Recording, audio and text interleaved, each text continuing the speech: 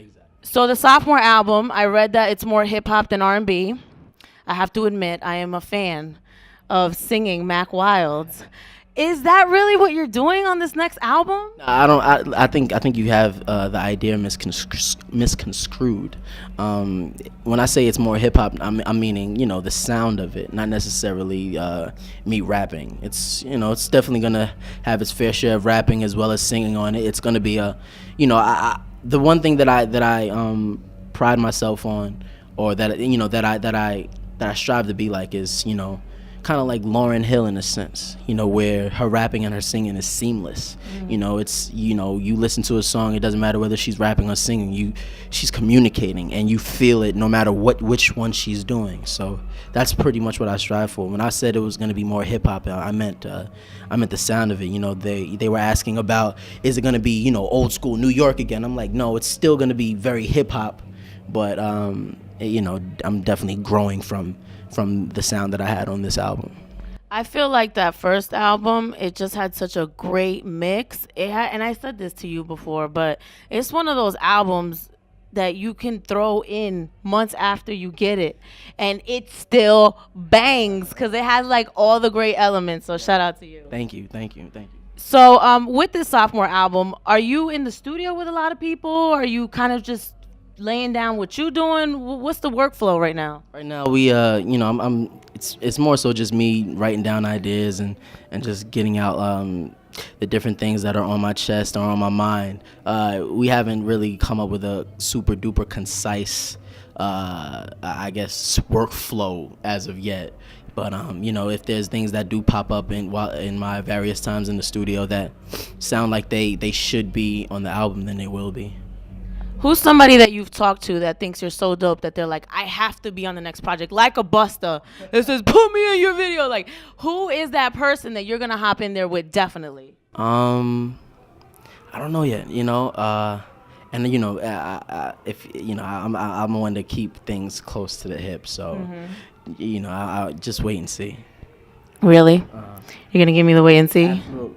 All right. Well, listen, you're gonna bring it, so I know that. So I'm okay with waiting. Thank you.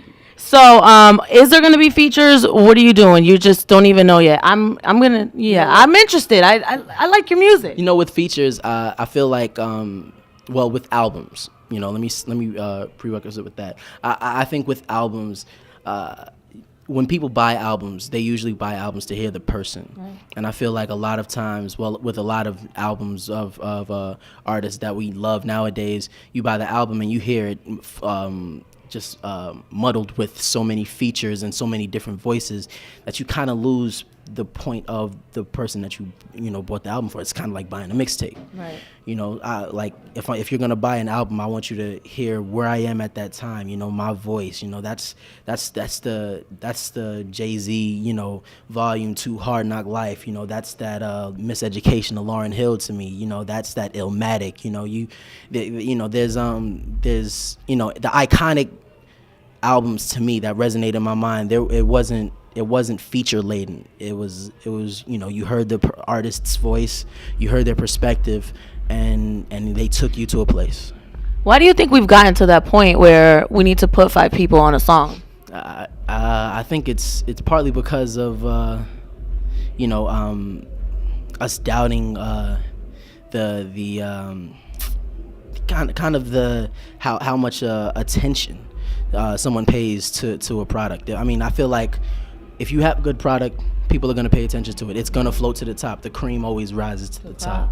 It always does. But people feel like, and also it does sometimes make for a good record, if you have a bunch of features on it, but I feel like it's overdone. So if you do it, it has to be done in a very tactful way or in a very organic way.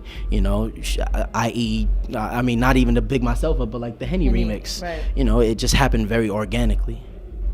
What are your thoughts on Wu-Tang putting out that one album for $1 million? Because you're from Staten Island, like that's your people's, the Shaolin. Yo, I thought it was one of the.